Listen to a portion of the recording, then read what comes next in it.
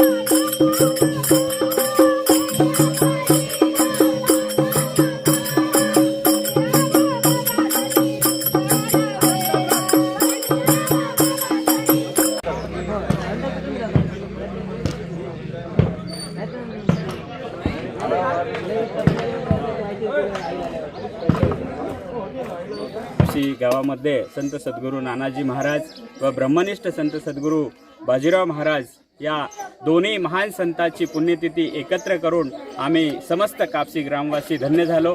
कारण एकाच संतांची एकाच स्थळी हे येणे खूप सौभाग्याची गोष्ट आहे आणि एकाच स्थळी जन्म घेतो आणि एकाच स्थळी तो समस्त जनांना तारितो असे संतांचे वचन आहे। म्हणून जे संत सद्गुरू नानाजी महाराज व बाजीराव महाराज यांना राष्ट्रसंत तुकडोजी महाराजांनी सांगितल्याप्रमाणे तुझ्या नामाची पूर्णावली अजूनही नाही जीवाभावात शिरली म्हणून अज्ञान दशा उरली आम्हापाशी। ही अज्ञान दशा तारून नेण्यासाठी संतांचा अवतरण होत असते आणि तेच अवतरण संत सद्गुरू बाजीराव महाराज आणि संत सद्गुरू नानाजी महाराज यांनी घेतले आणि ते अज्ञान आमच्यापाशी होतं आणि ते अज्ञानाला दूर करण्यासाठी आनंदमय वातावरण निर्माण करण्यासाठी आम्हाला त्यांनी ज्ञान दिलं आणि ते ज्ञान समस्त कापसी ग्रामवासियांनी घेतलं आणि ते आचरणात आणलं आणि ते आचरणात राहो अशी प्रार्थना करून मी समस्त ग्रामवासियांना आणखी एकदा अभिनंदन करतो आणि जय गुरु नानाजी महाराज की जय। राष्ट्रसंत तुकडोजी महाराज की जय।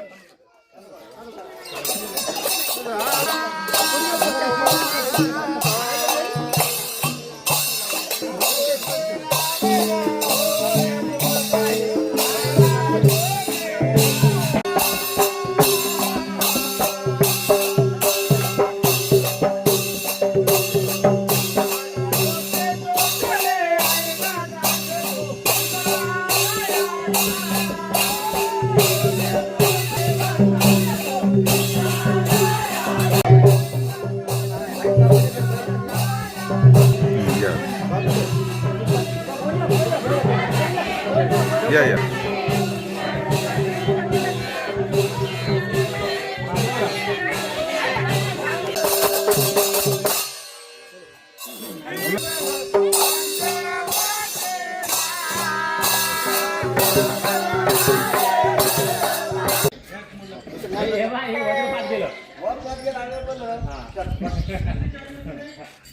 हाँ